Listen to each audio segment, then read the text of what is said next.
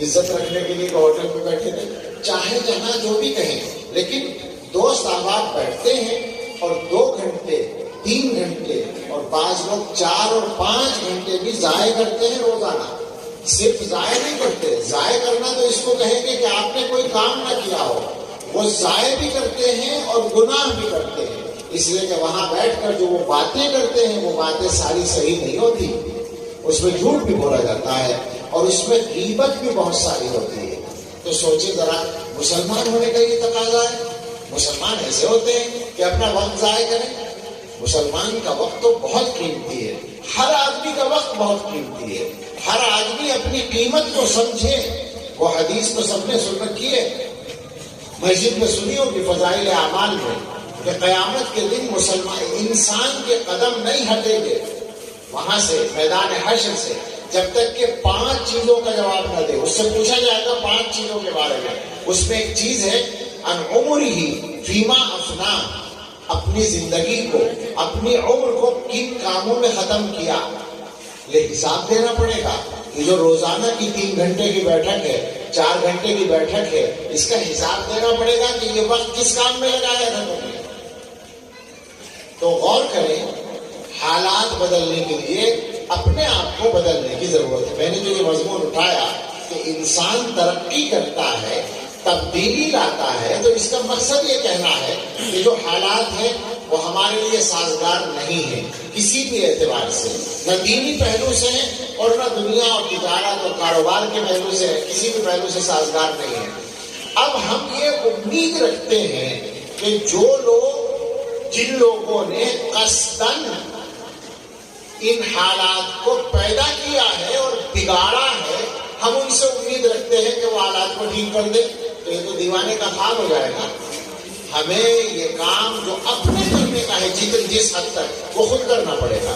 ہم دشمنوں سے کیا امید کر سکتے ہیں؟ یہ زمانہ تو کھلی جنگ کا ہے، کھلی لڑائی ہے، ہمارے خلاف سب کچھ ہوتا ہے، ہم اپنی آنکھوں سے دیکھتے ہیں. تو کیا ہمارے ہاتھ باندھ دیے ہیں لوگوں نے کہ ہم اپنے حصے کا کام نہ کر سکیں؟ ہمیں اپنے حصے کا کام ڈھنگ سے کرنے کی ضرورت ہے، بدلنے کی ضرورت ہے. بار بار یہ بات کہتا ہوں اور یہی مضمون اصل ہے یہاں پر کہ بدلنے کی ضرورت ہے. جو خرابیاں ہیں ان کو دور کریں اور جو کمیاں ہیں ان کو دور کریں. خرابیاں کیا ہیں؟ شاید ذرا خرابیاں جو ہیں کہتے ہوئے تکلف ہونے لگا ہے، مگر کیا کریں، تکلف کر کے بھی کام نہیں چلتا. ہندوستان بھر میں گھوم کر جو دیکھا ہے، مسلمانوں کی کوئی آبادی سودی قرضے سے خالی نہیں ہے.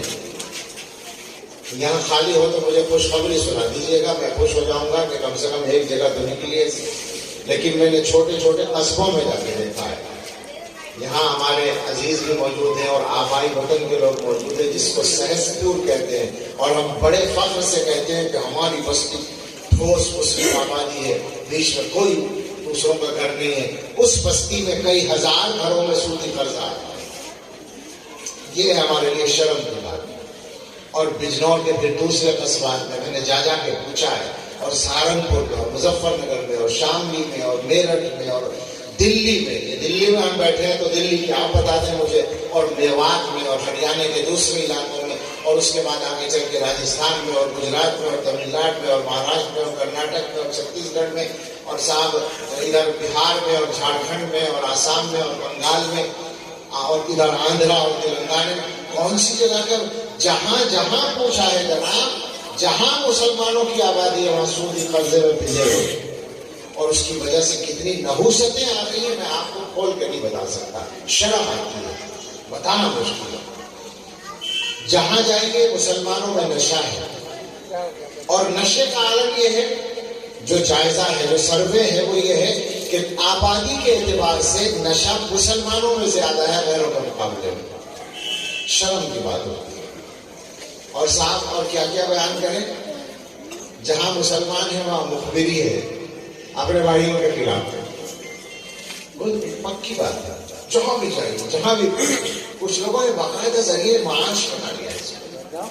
اور کیا مطلب یہ اس انداز سے بات کرتے ہوئے شرم بھی آتی ہے، تکلف بھی ہوتا ہے اور تکلیف بھی ہوتی ہے، اور یہ بھی یقین ہوتا ہے کہ سامنے والوں کو بھی تکلیف ہو رہی ہوگی، مگر اسی لیے کہتے ہیں کہ کاش کچھ تکلیف ہو جائے، کاش دلوں کو لگ جائے کوئی بات اور بدلنے پر آ جائے۔ مسئلہ وہ یہ بدلنے کا، جو حالات جس طرح کے حالات ہم گزار رہے ہیں وہ حالات ایسے نہیں ہیں کہ ان حالات میں کوئی قوم ترقی کر سکے۔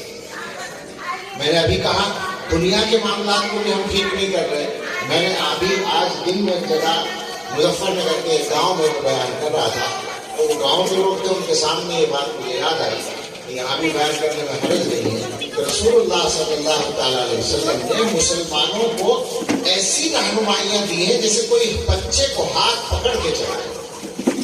اس میں بطور مثال میں نے سنایا، بہت سی جگہ سناتا ہوں کہ حضور نے بتایا ہے کہ اگر تمہارے پاس جائیداد ہے، زمین جائیداد ہے، تو اسے بیچنا نہیں ہے، بیچو گے تو برکت نہیں ہوگی، سوائے اس کے کہ بیچ کے زمین جائیداد ہی حاصل کر لو۔ آپ لوگ یہاں رہتے ہیں، آپ نے تجربہ کیا ہوگا، اگر کوئی آدمی اپنا گھر بیچ کے فوراً گھر نہ خریدے تو چلا جاتا ہے، پیسہ ختم ہو جاتا ہے، برکت ختم ہو جاتی ہے۔ حضور نے فرما رکھا ہے من باع ارضا او عقارا کان قمنا اللہ یبارک له فیہ ان لم یجعلہ فی مثلہ۔ جو آدمی کوئی زمین یا جائیداد بیچے تو وہ اس کا مستحق ہے کہ اسے برکت نہ دی جائے، سوائے اس کے کہ اس کو زمین جائیداد ہی میں لگا دے۔ اگر زمین جائیداد بیچ کر اسی میں لگایا تو فائدہ ہوگا، برکت ہوگی، ورنہ نہیں ہوگی۔ آپ سوچیں مسلمانوں کے کیا حالات ہیں۔ مسلمانوں کے حالات یہ ہیں کہ باپ کا انتقال ہوتا ہے گاؤں میں، زمین کی تقسیم پہ جھگڑا ہوتا ہے، اور جھگڑا پکی بات ہے۔ کیوں ہوتا ہے؟ ایک تو وہ ابا جان جو دنیا سے گئے ہیں وہ پہلے ہی گڑبڑ کر کے گئے ہیں، اولاد کے ساتھ انصاف کر کے نہیں گئے ہیں۔ اکثروں کا تو یہی حال ہے، لہٰذا بھائیوں میں لڑائی ہوتی ہے۔ اور پھر جو وہ بھائی ہیں ان کے جذبات یہ ہوتے ہیں ہر ایک کے کہ مجھے مل جائے زیادہ، اس کو نہ ملے۔ اکثر گھرانوں میں جھگڑے ہوتے ہیں، جھگڑے ہونے کے بعد وہ زمین بک جاتی ہے، اور بکنے کے بعد کیا ہوتا ہے؟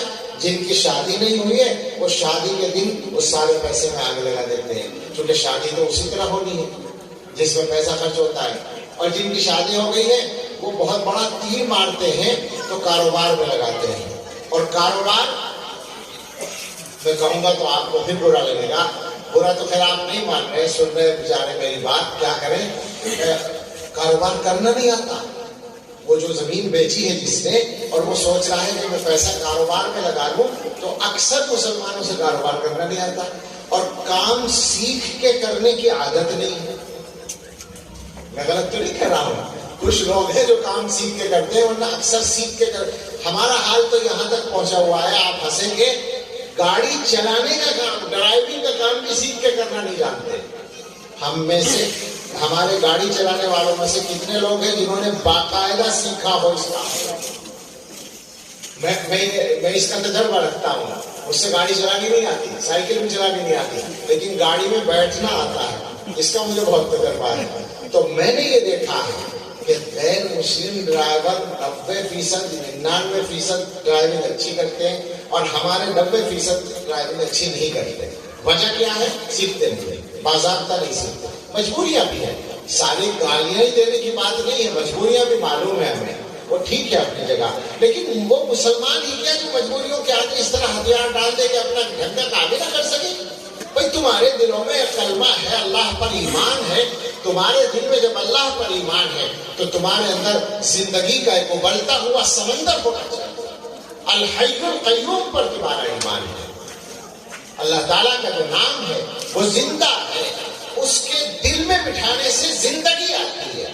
مسلمان ہے اور اتنی مردنی کا شکار ہے کہ کوئی کام ڈھنگ سے کرنے کو تیار نہیں ہے، تو وہ جائیداد بیچنے والا کاروبار میں لگاتا ہے، اور اگلے سال پتہ چلا کاروبار ختم ہو گیا، وہ سارا پیسہ ختم ہو جاتا ہے۔ اس طرح سے ہم حالات کا شکار چل رہے ہیں۔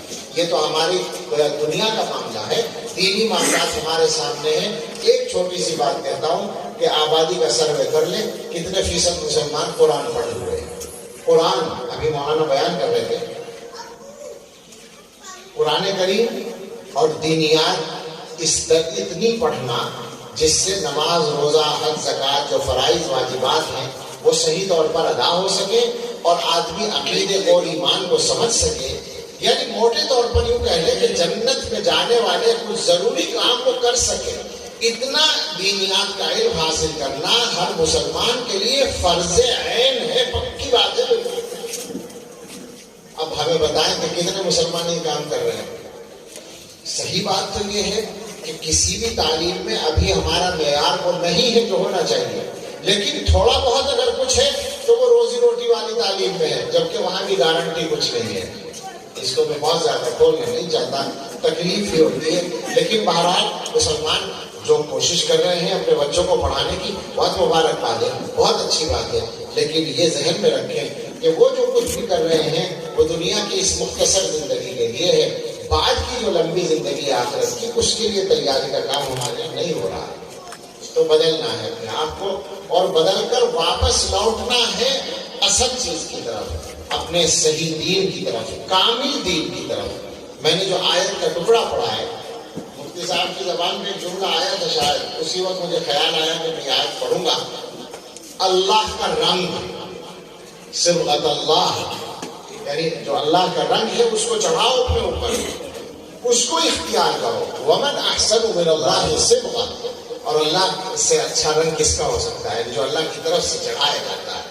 مطلب یہ ہے کہ آپ اپنی زندگی اس طرح سیٹ کریں کہ آپ مسلمان نظر آئیں، آپ مسلمان دکھائی دیں، آپ اللہ کو ماننے والے نظر آئیں۔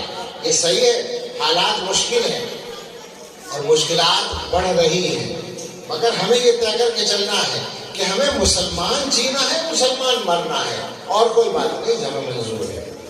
اور دو بات کہہ کر بات ختم کرنا چاہتا ہوں۔ یہ جو حالات ہیں ان کے بارے میں بھی غور کریں ذرا، جیسے مثلا حالات سے مجھے مراد ہے شریعت پر عمل کرنے میں جو رکاوٹیں کھڑی ہو رہی ہیں حکومت کی طرف سے، باقاعدہ اب تو قانون بن رہے ہیں، کھلم کھلا ہماری شریعت کے خلاف قانون بن رہے ہیں۔ ہم کوشش کرتے ہیں، احتجاج کرتے ہیں، مقدمے لڑتے ہیں، کامیابی نہیں ملتی ہے، وہ قانون بنا دیتے ہیں۔ طلاق کے مسئلے میں بنایا، حجاب کے مسئلے میں بعض جگہ بنا دیا، اور کون کون سے معاملات ہیں، کئی برے کاموں کو انہوں نے جائز قرار دے دیا قانون، جو بالکل انسانیت کے بھی خلاف ہے۔ بغیر نکاح کے رہنے کو جائز قرار دے دیا قانونی طور پر، اور بہت سے معاملات ہیں۔ شریعت کے خلاف جو کچھ ہو رہا ہے یا شریعت پر عمل کرنے میں جو رکاوٹیں آ رہی ہیں، آپ اور ہم یہ بات سمجھ لیں کہ یہ ہماری بدعملی کا نتیجہ ہے، چونکہ شریعت پر عمل کرنے کو ہم خود تیار نہیں ہیں پہلے سے۔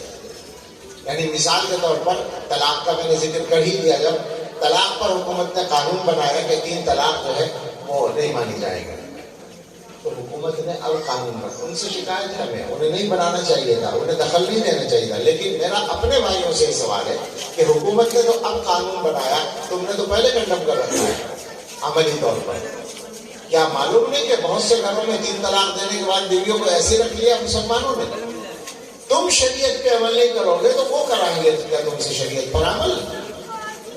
سوچنے کی بات ہے۔ آج اگر نماز پڑھنے میں کہیں کہیں کچھ مشکلات کھڑی کی جا رہی ہیں جان بوجھ کر، عام ہندوؤں کو کوئی پریشانی نماز سے نہیں ہے، وہ آج بھی مدد کرنے کو تیار ہے نماز پڑھنے میں، اور کرتے ہیں، لیکن ماحول بنایا جا رہا ہے، پلان کے تحت بنایا جا رہا ہے۔ مگر جو کچھ بھی ہو، اگر نماز پڑھنے میں دشواری آ رہی ہے تو مسلمان ہمیں بتائیں کہ اتنے دنوں سے آسانی تھی، کتنے لوگوں نے نماز پڑھی؟ اور گھر میں نماز پڑھنے میں تو اپنی پابندی نہیں ہے جناب، گھر میں کتنے لوگ نماز پڑھتے ہیں، اپنے محلے کی مسجد میں کتنے لوگ نماز پڑھتے ہیں؟ یہ شکایت ہماری صحیح ہے کہ ہمیں ایئرپورٹ پہ بھی نماز کی اجازت ہونی چاہیے، اور ہے، ابھی تک تو ہے، لیکن ہم پڑھ رہے ہیں۔ لیکن مسلمانوں سے یہ سوال ہے کہ وہ اگر رکاوٹ کھڑی کریں وہ ان کا کام ہے، تم نے آسانیوں سے کتنا فائدہ اٹھایا ہے؟ تمہارے گھر آ کے کس نے تمہیں نماز پڑھنے سے روکا ہے؟ کس نے تمہیں اپنے کام ٹھیک کرنے سے روک دیا ہے؟ کس نے اپنے بچوں کو قرآن پڑھانے سے روک دیا ہے؟ سوچنے کی بات یہ ہے۔ معاف فرمائیں، آپ سوچیں گے کہ یہ تو ساری گالیاں مسلمانوں کو دے رہا ہے، کسی اور کو کچھ کہتا ہی نہیں ہے، کسی اور کو جہاں کہنے کا موقع ہوگا ہم وہاں کہیں گے، کہتے ہیں، لیکن جو اپنے کرنے کے کام ہیں وہ دوسروں کے حوالے نہیں کیے جا سکتے، اور جو اپنے ہاتھ کے کام نہیں ان کے لیے گالیاں دینے سے کیا فائدہ ہو سکتا ہے؟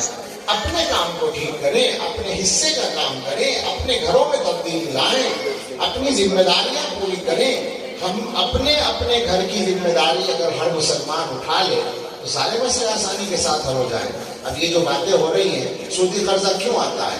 اس لیے کہ ضرورتیں پوری نہیں ہوتی ہیں، گھر والے پریشان ہوتے ہیں، شوہر گیا ہوا ہے، بیوی سودی قرضہ لے لیتی ہے۔ معلوم ہی ہوگا آپ کو، زیادہ تر گھروں میں جو قرضہ آتا ہے وہ عورتوں کے نام پر آتا ہے، عورتیں لیتی ہیں، اس لیے کہ ان کو پریشانی ہوتی ہے۔ اگر آپ اپنی محنت بڑھا دیں روزگار کے لیے اور گھر والوں کے خرچے پورے کریں اور ساتھ ساتھ ان کا مزاج دینی بنا دیں اور یہ مزاج بنا دیں کہ دیکھو حرام سے ہمیشہ بچنا ہے، تو انشاءاللہ سودی قرضے نہیں آئیں گے گھر میں۔ مگر یہ کام ہم نہیں کرتے ہیں، تو اپنے حصے کا کام کرنا ہے، اپنے حالات کو بدلنا ہے۔ دین کی تعلیم کے مسئلے میں بھی جو غفلت چل رہی ہے اسے دور کرنا ہی پڑے گا، اس کے علاوہ چارہ نہیں ہے۔ اب جو حالات ہیں وہ یہ ہے کہ 3 سال کے بچے کو اسکول میں بھیجنا کمپلسری ہو جا رہا ہے۔ وہی کیا پالیسی جو بنی ہے، ایجوکیشن پالیسی، مفتی صاحب بھی شاید اشارہ کر رہے تھے، اس میں کیا ہے، آپ میں کچھ لوگوں نے ہو سکتا ہے پڑھا بھی ہو، میں نے اس پالیسی کو دیکھا ہے، اردو میں بھی وہ ملتی ہے، ہندی میں بھی، انگریزی میں بھی، جو باقاعدہ منظور ہو کر کابینہ سے اور پارلیمنٹ سے نافذ ہے۔ تفصیلات شاید ابھی اس کی چل رہی ہے ترتیب کے مرحلے میں۔ اسکولوں میں جب وہ آ جائے گا تو حکومت نے باقاعدہ اس میں ہندو مذہب کی بہت ساری ایسی چیزوں کو شامل کر دیا ہے جن کو کوئی مسلمان اپنے ایمان کے پیش نظر کرنا نہیں پسند کر سکتا، کر ہی نہیں سکتا۔